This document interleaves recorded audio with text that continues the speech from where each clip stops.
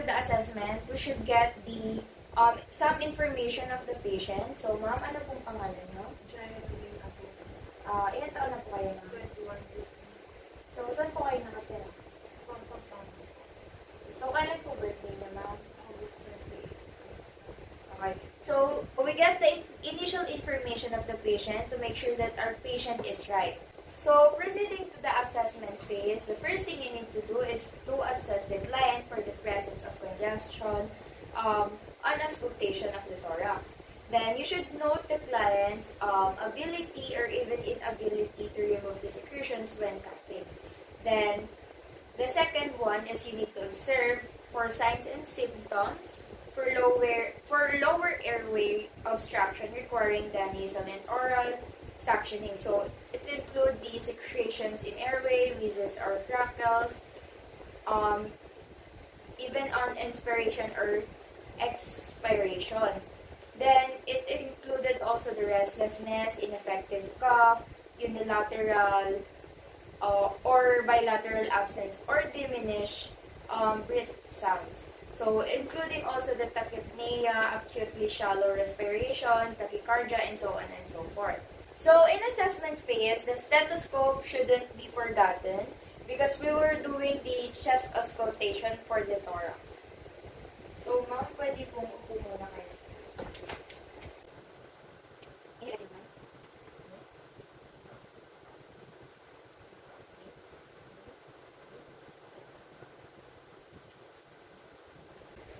So, based on the chest auscultation of my patient, there is no abnormalities when it comes to her auscultation. So, for the planning phase, you need to prepare the equipment, including the materials that needed. So, of course, the bedside table, which included the suction catheter in appropriate size, the sterile gloves, the sterile basin, the normal saline in approximate 100 ml. Then the clean towel or sterile drip from patient or to the patient. And then the bandage scissors, the micropore tape, the water-soluble lubricant, the oxygen tubing, and the suction device, and then the sterile gauze. So, after preparing the patient, you need to explain why it is necessary. So, ma'am, kaya po gagawin ng oral suctioning kasi para po hindi kayo mahirapan lalong huminga para matanggal ang plema sa inyong oral.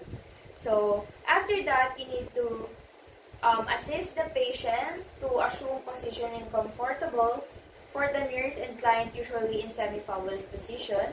So, if conscious, you should place the client in sideline position. So, after preparing the patient in a semi-Fowler's position, you need to explain the procedure that you're going to do. So, ma'am, So, magpapasok po ako ng tube sa inyong bunganga para matanggal ang inyong plema at para hindi kayo mahirapan huminga. So, after explaining the procedure and also the purpose of the oral suctioning, you need to place the towel across the patient's chest. So, I have here a clean towel and I will place it on the patient's chest. So, for the implementation, so the first thing that you need to do in the implementation, of course, you need to wash your hands and also use the alcohol in order to prevent contamination. So, after washing your hands, you need to turn the suction device to set on and set vacuum regulator to appropriate negative pressure. So, I will be back and I will wash my hands. So, as I back, after I wash my hands, I will use alcohol. And then, after that, if you're using a sterile kit, the first thing you need to do is open the suction catheter package. So, do not allow the suction catheter to touch any unsterile places or unsterile position. So, next is I will unwrap this, I will unwrap or open the sterile basin and place it on the bedside. So, be careful, do not touch the basin or do not touch inside the basin and you will, because you will fill inside in the normal saline in 100 ml. So, this one is the basin, and then I will put a normal saline. So next is I have here of course the sterile gloves. I will open it, and in order I did.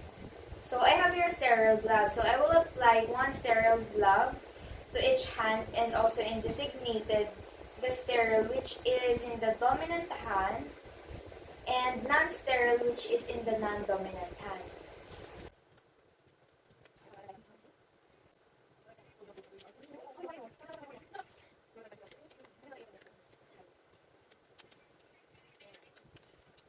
After putting the sterile gloves, of course, you need to pick up the suction catheter. And after you pick up the suction catheter with dominant hand, without touching the non-sterile gloves, pick up connecting tubing with non-dominant hand. Of course, I will open it first. So after the catheter, or after opening the catheter, you need to pick up the suction catheter with dominant hand without touching any non-sterile surfaces. So you need to pick up the connecting tubing. So after pick up the connecting tubing with non-dominant hand, so I have here the connecting tubing. So I will connect the nasal suction and oral and nasal. After connecting the tubing or the catheter, you need to check the equipment if it is functioning well.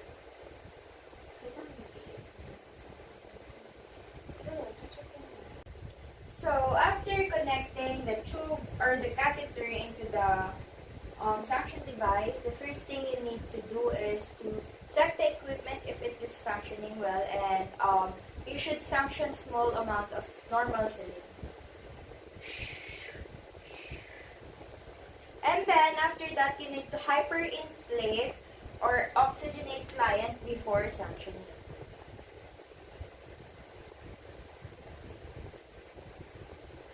So after that, without applying suction, gently insert catheter without the thumb and forefinger into nares, then slightly downward. So you should also slant it through mouth. When client breathe in, do not force nares. So,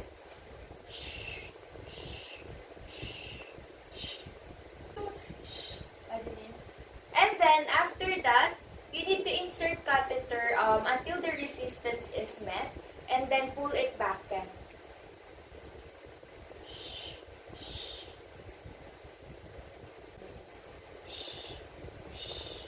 Okay. Apply intermittent suction. So after that, you need to replace the oxygen delivery device, and you need also to encourage the patient to keep breath. So I will going to get back your oxygen now. So you can breathe clearly, ma'am. Nakakahinga po ba kayo mas lalo ng maayos? Okay, so thank you. Next is you need to rinse the catheter and the connecting tube, NSS, until it is clear. So use the continuous.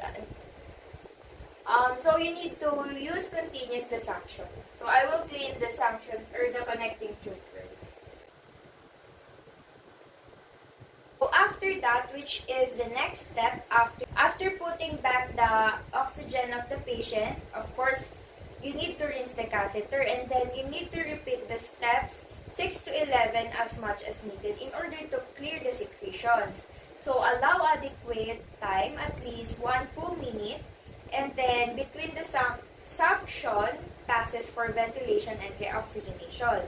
Then after that, you need to assess the cardiopulmonary and cardiopulmonary status between the suction passes. And then, of course, when the artificial and tracheobronchial freeze, when suctioning is completed, you need to roll the catheter around your dominant hand or dominant fingers, and then pull the glove off inside out so that the catheter remains coiled in the glove.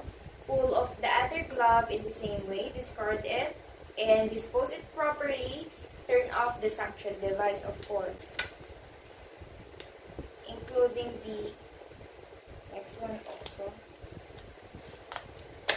Okay, so I will dispose it properly. after that, I will reposition the patient and also remove the towel or discard the remainder of NSSS into appropriate receptacle. And after that, you need to wash hands, of course. Okay, so ma'am, ayos po tayo. Wait na po tayo sa natin natin.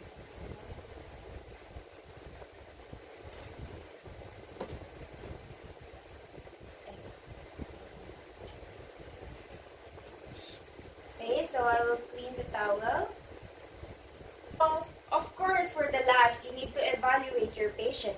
So, record all the following. So, of course, you need the respiratory assessment before and after suctioning. So, the size of suction catheter that you use, the amount of negative suction pressure, the duration of suctioning period, you need to document it, of course, the route, the use to suction, the secretions obtained, and also the color, and then including the consistency of the phlegm or whatsoever, the frequency of suctioning. So you need also the patient's tolerance of the procedure. Because if you didn't document all the findings that you gathered to your patient, you will liable if there is an emergency that may happen. That's all.